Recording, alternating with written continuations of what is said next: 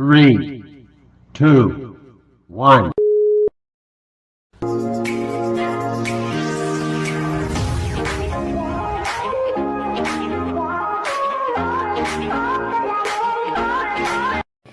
Good morning everyone, welcome to the group discussion of Group 2.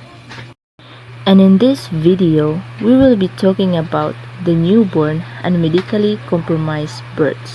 So what is the newborn and medically compromised births?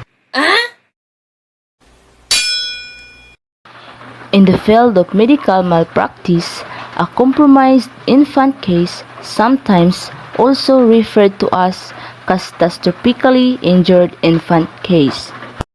The newborn and medically compromised birth is one in which there is an allegation that a mistake or negligence at childbirth or infancy resulted in a serious injury such as a permanent disability or brain damage.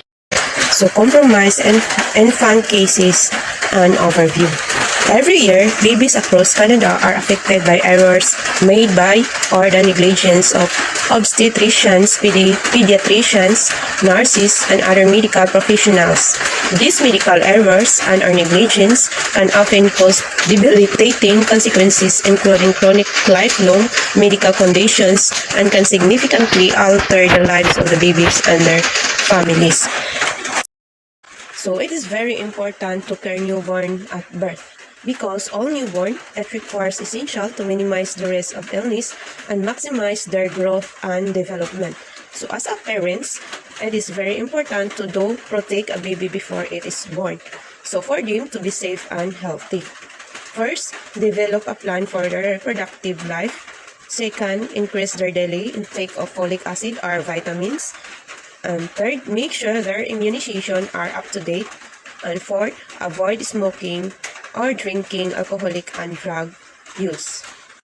Situations that may result in a compromised infant: shoulder, dystocia, brachial plexus injury, complication arising from cesarean sections or VBAC, including uterine rupture, prolonged delivery interval and breathing difficulties, failure to detect and or to treat conditions, failure to detect fetal distress or hypoxia, prescriptions or medications errors, surgical errors.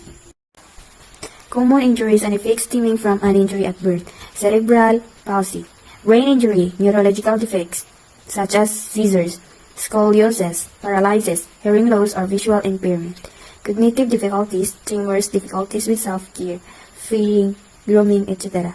Behavioral issues, concentrations, attentions, and memory problems.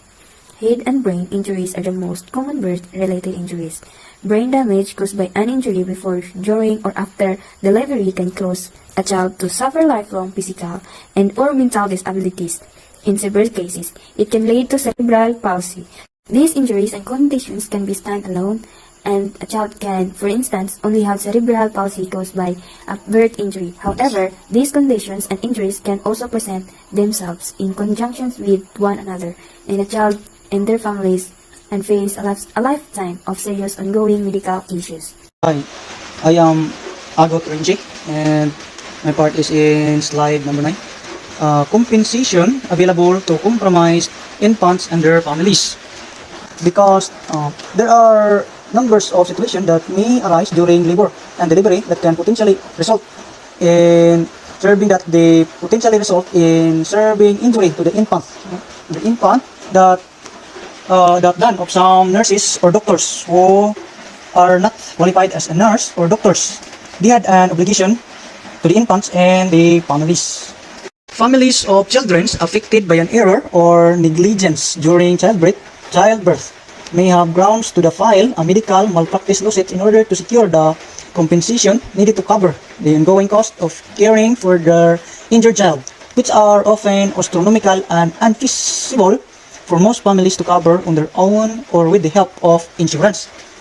The family have a right to file a medical malpractice lawsuit. Under this law, who shall practice medicine without having obtained proper certification of registration or without license, they will consider as guilty of negligence of negligence. Damages can be awarded in recognition of the injuries suffered. Damages can also be awarded for loss of independence, wage losses suffered as a result of caring for an injured child, as well as future care costs. So the nurses or the doctors who are doing malpractice of medicine because of the injury of the child or the infant, they have an obligation to support the children, or support the child or the families. And that's the end of my report. Thank you.